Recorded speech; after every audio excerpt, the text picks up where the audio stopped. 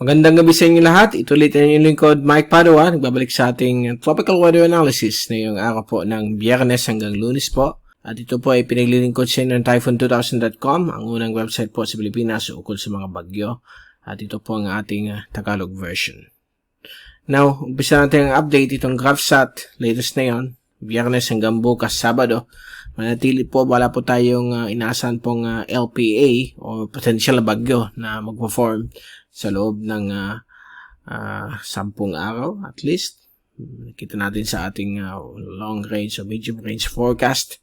All clear po ang ating Western Pacific. Meron lang tayo mga pailan-ilaman po mga surface troughs, but ito po ay posibleng magkaroon ng shallow low pressure gaya nitong sa may pinakadulo, but hindi po ito inaasahan maging ganap na bagyo base po sa computer models. Ang ating panahon naman po sa Pilipinas ay magiging katamtaman po lagay ng panahon except po itong dalawang hangin, itong wind systems na nakaka-apekto na yon sa dulong hilagang Luzon. Ito po yung warm easterlies at dito naman po sa may silangang bahagi po ng Luzon, dito sa may Northern Quezon, Bicol Region, Eastern Visayas, Northeastern at Eastern Mindanao. Ito po ay yung tinatawag nating mahinang amihan o northeasterly surface wind flow. Magbibigay po ito ng mga freskong panahon at may mga padaan-daan po mga showers at thunderstorms, lalo na yon na nasa klima po tayo ng La Nina. So, mas lamang po ang mga pag-uulan. Kahit na maaraw, may mga dadaan po mga light showers sa may silangan bahagi po ng ating bansa. Sa ibang bahagi po ng Kapuluan, sa Mindanao, dito rin sa may Sulu at may Moropa, ito po yung mga localized thunderstorms na posibleng mag-form sa hapon o gabi. Meron po tayong surface trough po dito malapit sa Mindanao, but hindi po ito inaasahan magde-develop bilang isang LPA. So, medyo maganda po ang situation sa ating lugar na yon. At so far, yan po ang ating latest sa ating panahon. At kung titingnan natin yung fast animation, nakita po natin malinis mga Pilipinas except for itong mga isolated thunderstorms, isolated showers, dulot po ng hanging silanganin at hanging hilagang silangan o hindi tawag nating mahinang amihan. And of course, itong mga localized thunderstorms at meron po dito ang surface trough sa pinakadulo. Ito pong surface trough dito ay posibleng maging isang mahinang LPA. Babantayin din po natin yan. Pero so far, wala naman pinapakita na pupunta po sa ating bansa. Ito po yung ating zoom in satellite animation mula sa windy.com, UMETSAT satellite server.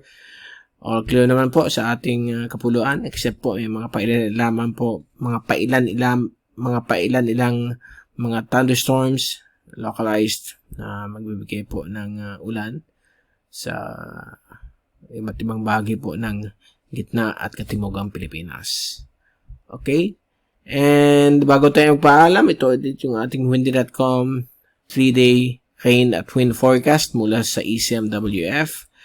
At bukas po hanggang Lunes ay mananatili po ang hanging silanganin dito po sa dulong hilagang Luzon at yung northeasterly surface wind flow naman sa iba't ibang bahagi po ng silangan Pilipinas. At minsan-minsan po nakaka-penetrate po dito sa may Moropa at Kabisayaan at ibang bahagi po ng Mindanao. So nakita po natin may mga thunderstorms po posibleng maganap bukas sa may Mindanao at ibang bahagi po ng Palawan at Visayas bukas po ng hapon, Sabado. At dito naman po, mga maliliit po, mga isolated showers naman po sa malaking bahagi po ng Eastern Luzon.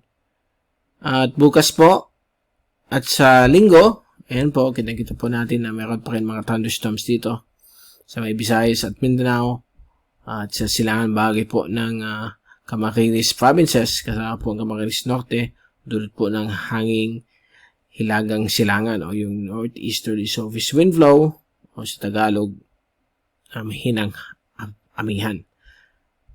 Samantala, pagdating po ng Lunes ay patuloy pa rin na magkakaroon tayo ng northeasterly surface wind flow sa malaking bahagi po ng ating kapuluan, lalo sa may hilagang silangan at silangan bahagi po ng ating bansa.